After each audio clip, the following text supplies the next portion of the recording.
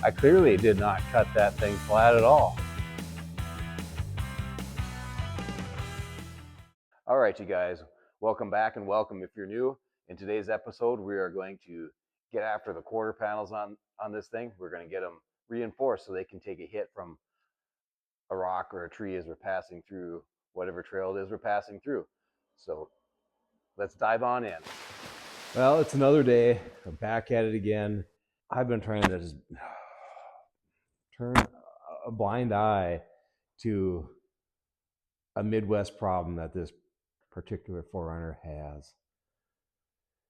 I'm just going to show you, ignorance isn't bliss, because it just comes back and kicks you square in the teeth. Once you got all this time invested into something like this, you just can't. It just eats on a guy's conscience is what I'm saying. I just got to show you. I got to get it off my chest. I can't hide it. I can't leave it. I'm not selling this to anybody. So here is the problem. Rust, rust, rust. What am I going to do? Well, just let me show you. What I settled on was putting a 3x5 piece of 11 gauge tube in the back to replace all of the rusty junk. There is all the junk that was underneath the back of this thing. But now with this 3x5 tube in here, we've got a good platform for tying everything else in. And it's, because if you don't have body armor, this quarter panel could get popped, and then just immediately put in a location where we don't want it. So that is why we have structural tube in there. So with the cross member installed, then I was able to come along and think to myself, you got to tie all of this in somehow. So this is what I came up with for future bumper mounts. We've got holes for whips, lights, flags, sand dunes is what I'm going with this, folks. Sand hollow. So my plan here is to tie the rear bumper in like it was from the factory. From the factory, the bumper on this vehicle was attached to the body up here on the side of the quarter panel, and back underneath here under the floor pan. I'm going to build the bumper to tie in and similar to the factory, except for I'm planning to do a hybrid. What do you mean hybrid? Not a Prius.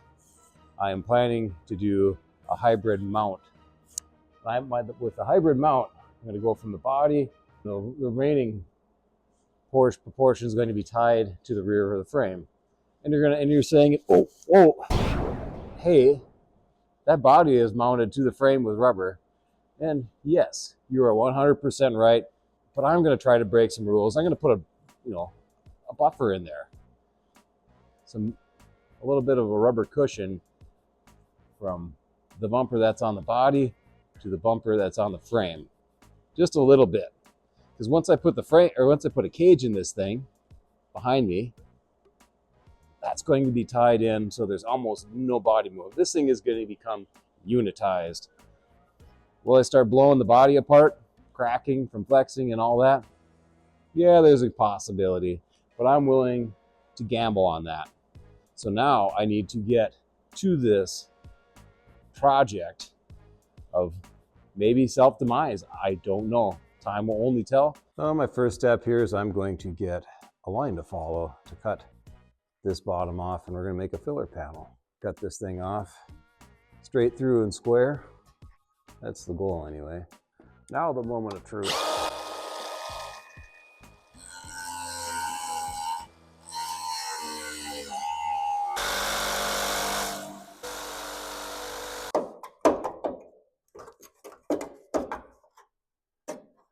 Come on, baby. That goal.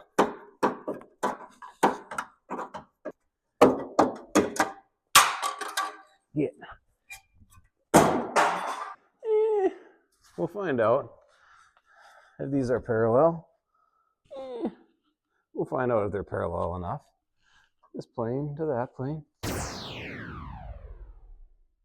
This is a rare moment for me, folks. I'm using a marker and tracing something. Because I gotta make a pattern. We're gonna find out. I think, yeah, we're 3.5-ish there.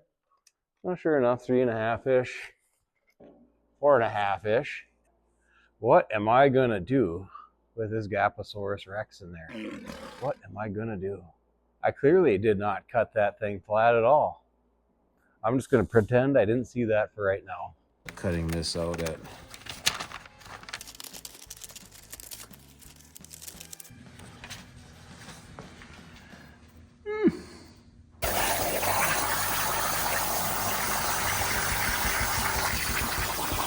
now I gotta see it, going to see if this thing fits.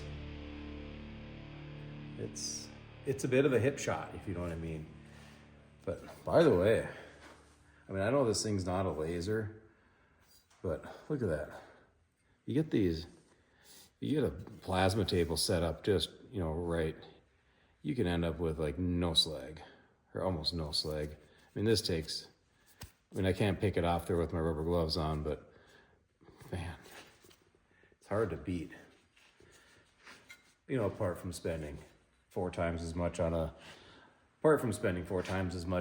fiber laser cutting machine. But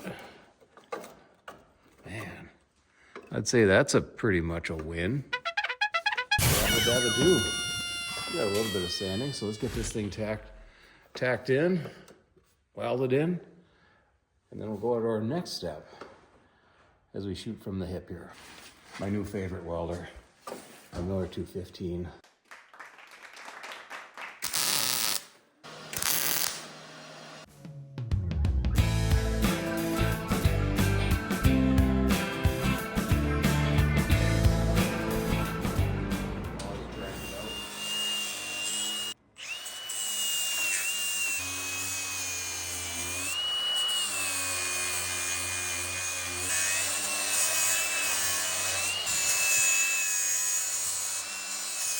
Now with those pieces in, both sides in, now it's time to try to figure out where I'm going with the rest of this thing. Got a minute to chew on this now, I think. All right, this thing is going to need a bumper on the back of it that's complete, and I want it to be sturdy and solid, as probably assumed. So what I'm going to do is I'm going to tie it into the bottom of this 3x5 tube, or 5x3 I should say, and then we'll cut some plates. I think the bottom of this, I'm just thinking out loud, folks. I'm just shooting from the hip. Just flat out shooting from the hip as I put this thing together. I got an idea. This was all just a harebrained idea of mine to put this thing together. So now I gotta pay the price. And the price is, I gotta take couple seconds to chew on it. So what I think I'm going to do is I want to mimic the factory, how the factory bumper came in. They kind of came down, they had a step and so on and so forth. So we're going to put the step back into this thing, welded right into that 5x3 tube. And then I think I'm going to bring the radius around with that piece. And then once this flat plate's in and the radius is in, I'm thinking out loud here, folks, patient. Then we'll fill in this triangular piece. And then we'll fill in the rest of the spaces.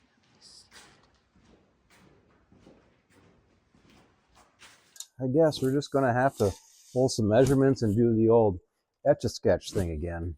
Make ourselves a drawing. Looks like we got 61 1/4. I'm just gonna kind of sketch what I'm thinking about making here. 61.25 inches. And then we're just gonna this thing's got a curve to it. So I think what we'll do is we'll go back here and we're gonna find center, and I'm just gonna pull a bunch of measurements to try to get the curve, or a curve that I like, and we're gonna go from there. Since we're in math school here, we're gonna do a 3-inch mark. We're gonna do every 3 inches. All right, with the corners or with some lines marked. All right, I've got all my measurements transferred to the screen. We only have half the filler panel, but that's okay because I'll just cut 2 halves, stitch them together, be plenty good.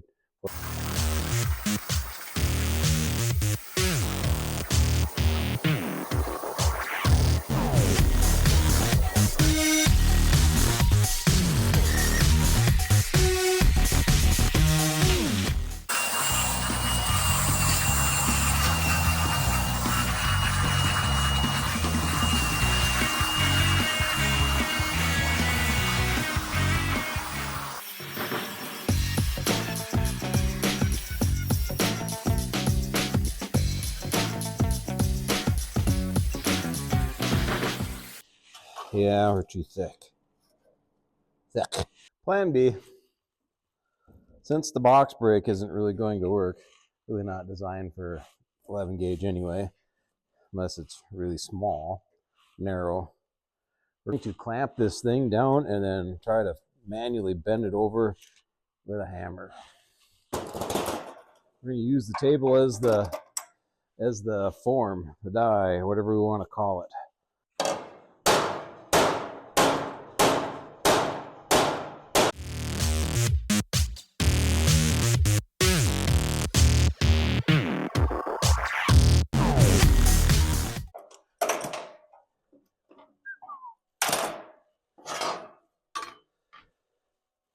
Not perfect, but it'll hide. Whew. Getting somewhere.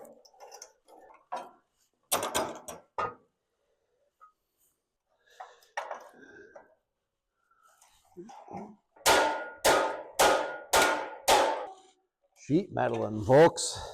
Sheet metalling. Except for she's not 16 gauge or 18 gauge. She's 11. Thick, in other words.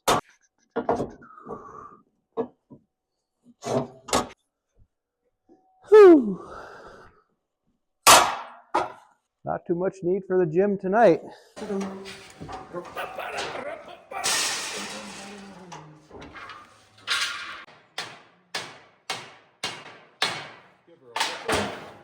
So that way she looks like the other one.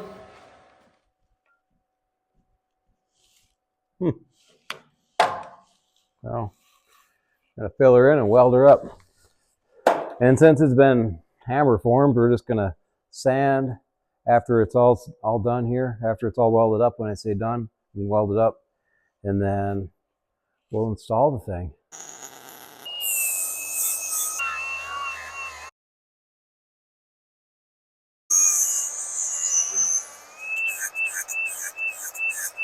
Okay, now with this piece made, I'm gonna just pull this, got her wedged up in place, see if she mirrors that. Boy, she certainly does.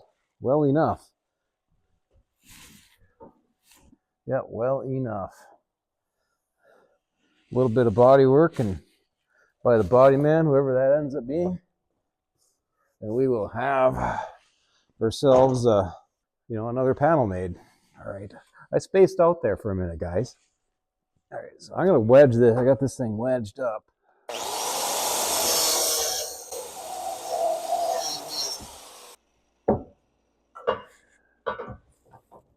I don't want this panel falling in height. I want this panel to be fully flush, meaning even with the bottom side of that 5x3 tube. Now it's just got a grunt and growing a little bit. All right, I want to test fit this thing, make sure nothing hits. I'm guessing there might be something hitting. I think I might be a little bit proud on that. Yep, this is too close. That's too close for comfort. So I think I'm just going to break these tacks loose, and we're just going to settle this thing down, and I think I'm going to slide it under going to drop this elevation, and then I want to slide this piece underneath versus having it sitting on top here. It's not a big deal. That's why I always prefer to tack and make sure everything's, moving parts are going to not hit. If I would have welded this in, then I'd be like, son of a gun. I'd be modifying my door or modifying my new opening that I just made. But the cool thing is,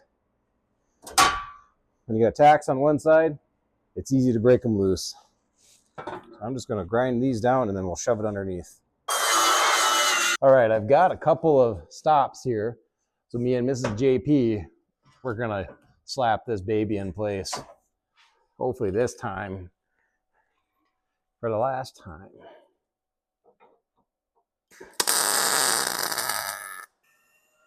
Uno tack.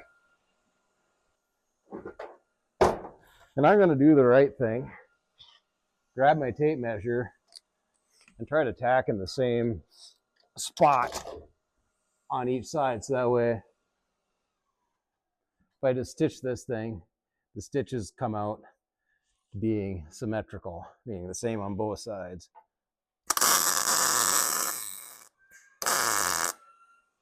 Okay, so now that I've learned my lesson and know that I've got a tight situation, I'm going to shut this door again and see if we've got clearance issues.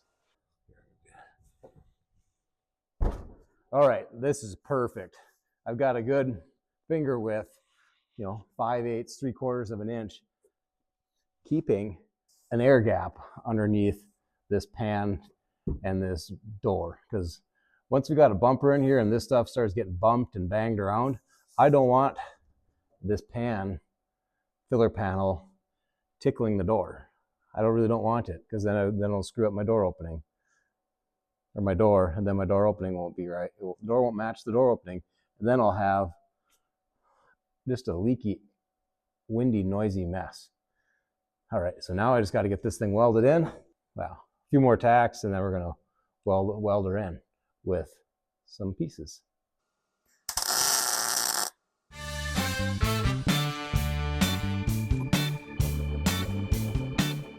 All right, sweet. We got this cool piece in here.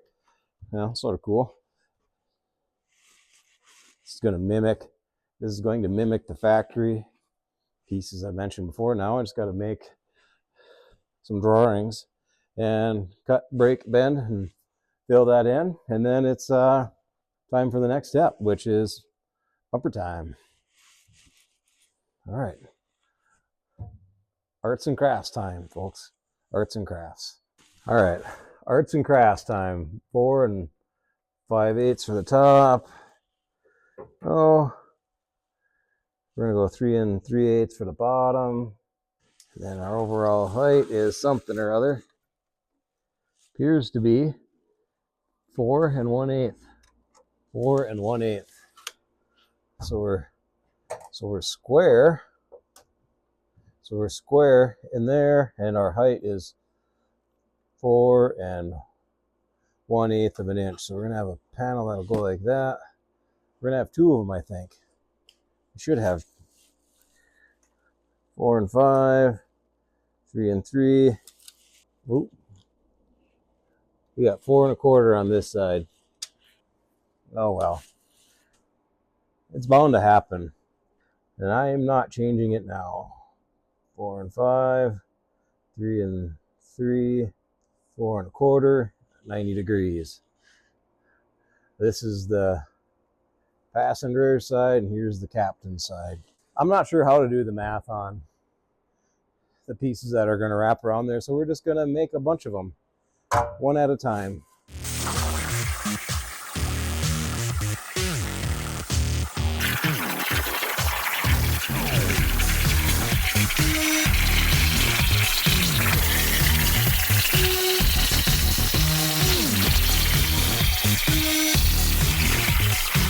All right, I'm going to show you something. I put a couple of I'm putting some weld nuts, so some welded nuts in this insert plate, the filler panel. But I've got an oversized hole, and then to center my nut up, I've just got these nuts that I've coned out via a lathe. And you could do the same thing with a grinder. But that cone drops into the hole and centers. As long as you get that cone down inside that hole, it'll center your nut up. That's to be welded in place. Just a quick little tip, quick little tool you can make. Even if you don't have a lathe, you can just use a grinder and slowly spin it. Stick this in a drill press and put a nut on there and just grind away. Get creative. But it's a handy tool.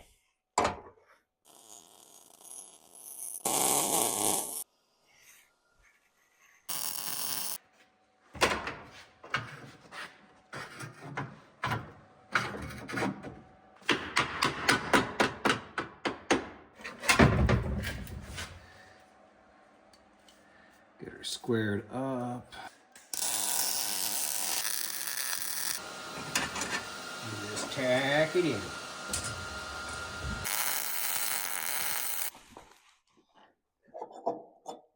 Oh, you are here. I've kind of been in my own little world. I'm surprised you're here. This is, boring the tar out of me at times.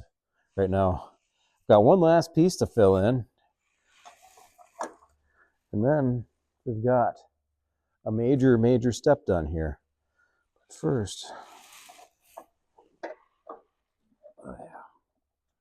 you just got to make a mark there. That's about the center-ish. And then I'm going to keep it about the same as what I did on the other side. I'm going to show you guys where I went and how I got there. So this is where I went. We kept a curve here. I was going to put a flat spot and then, just make it. But I couldn't bring myself to it. And I needed, plus I needed to keep away for any moisture that would get in here to drain out.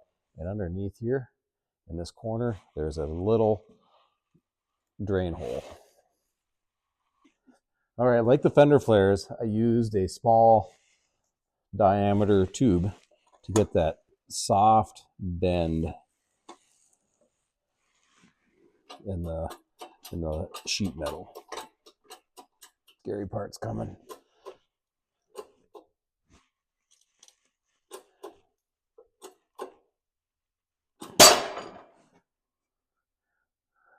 Woo-hoo! I told you it was coming. This is JP, didn't believe me. So now we've got a nice mellow bend, or the start of a bend. Now, a whole bunch of lines, you guys and gals, if you're watching.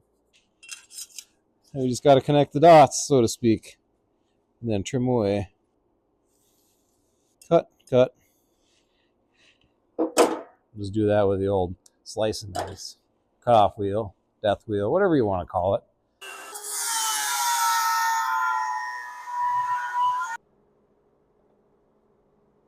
Just got a little retrim here. I had to do this the last time. Trim, and sand, and trim. You guys, this is a process. It is quite the process. I mean, if you're ever asking for something custom built like a bumper and you're trying to save a buck, go buy the one that's mass produced, because whoever would be making the bumper, they're going to have a ton of time into it. And that's just the way it is. It's kind of like cookie cutter houses versus, like trailer houses and subdivision houses versus custom houses. They take longer. If you've ever been there and done that. But let's go see if this fits. Oh, just another sand.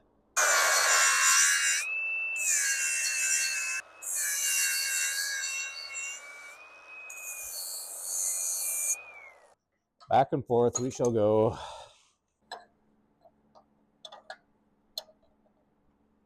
So close. All right, I think I got it fitting well enough. I'm gonna get it tacked up in there, and then we'll get it welded, and then we'll just tickle that down, because this sticks out just a little bit. But before I do, I gotta hit it with this weld through primer to hopefully give it some sort of fighting chance. I don't know how much it actually protects, because until I stick a camera in there later, I really won't know. We're using Mr. 212. Not as smooth as Mr. 215 by any stretch of the imagination. Miller got it right with the 211s and 215s. That's for certain. All right, now it's time just to start welding this thing in.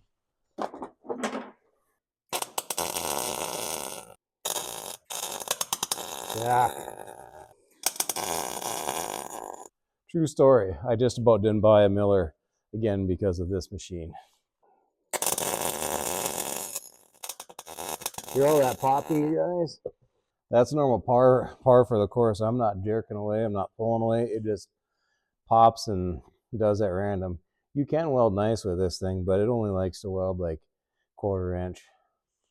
Anything lighter, 1/8 inch. She's pretty rough.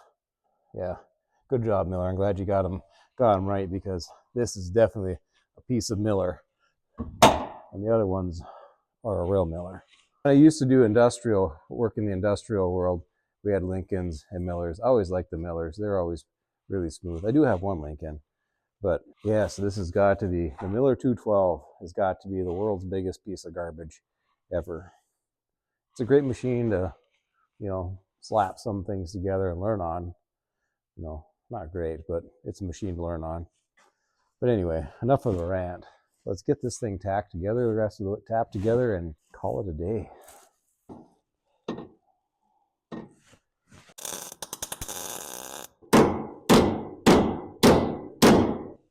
Now we're pretty flush.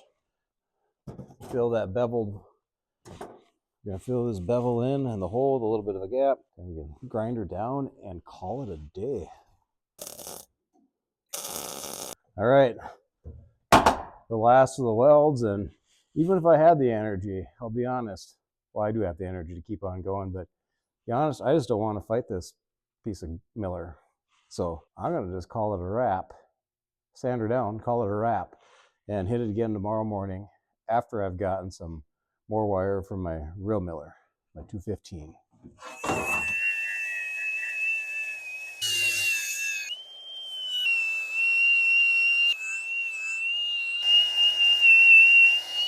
Well, that's all, folks, today. That's all we got today.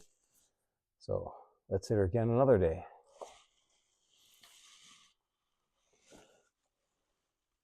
Well, I'm definitely happy with the progress we made today. We got this filler panel.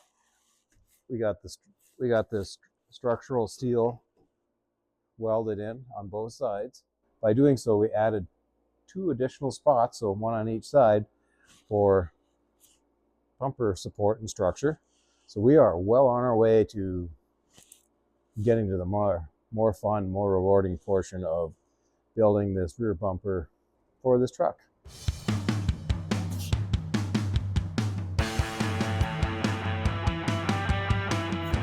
I've been able to consistently, I stitched this in. I just stitched them in. Look, they're shiny. They're a nice profile. A shiny profile, meaning it's not overheated, it's not bubbling, it's not popping, it's not snapping. The voltage is staying where it should. I've got to add one more piece to the rear end of this truck. Well, what I'm going to do is I'm installing these clamps with some spacers so I don't end up with a rubbing situation. And it fits like a glove. Cool.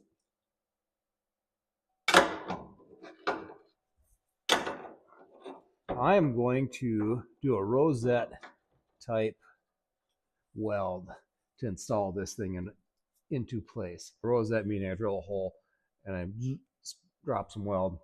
Why am I going to do that? Well, I can't get to most of this tube without pulling the body off, and I'm not really interested in pulling the body off, and I believe the rosette will do it well enough. That's kind of like how a vehicle's put together. Most our vehicles are put together with a spot weld, but same kind of philosophy in a sense, at least as far as the size goes. All right, this gives me a straight edge. I'm going to get this thing marked out as to where I want my rosette welds, To go. What are you doing, Josh? You're standing around again. Doggone it. Get to work.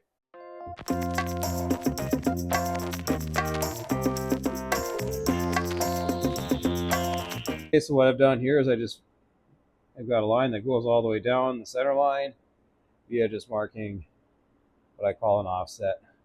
This was kind of the edge of the tube, kind of, meaning I couldn't get all the way in there with my straight edge. So I just added this distance to the center line of the tube.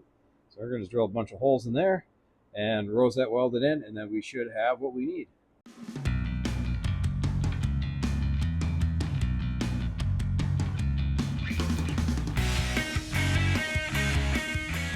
All right, I want to give you guys, for those of you that don't know what a rosette weld is, I want to give you a visual explanation. This is what a rosette weld is going to look like. What it is, it starts out as a hole, and when you weld, you get your root right down at you start your weld puddle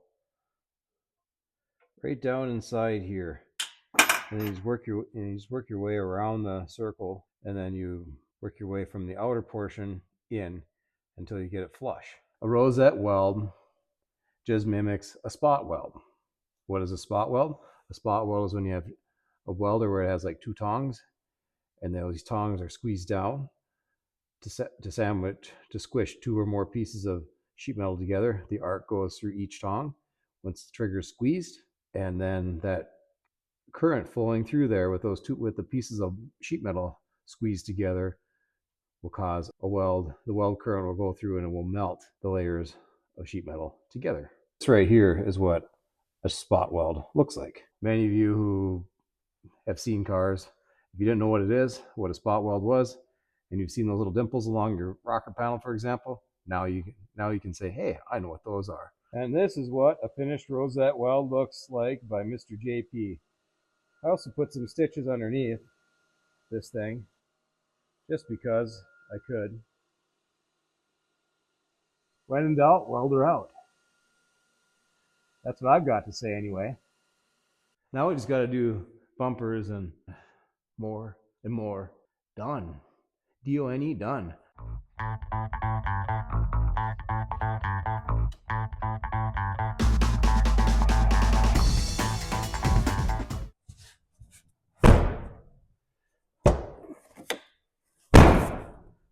That is such a good feeling. I am done. Yes, yes, yes. She is done. No more sheet metaling on that back.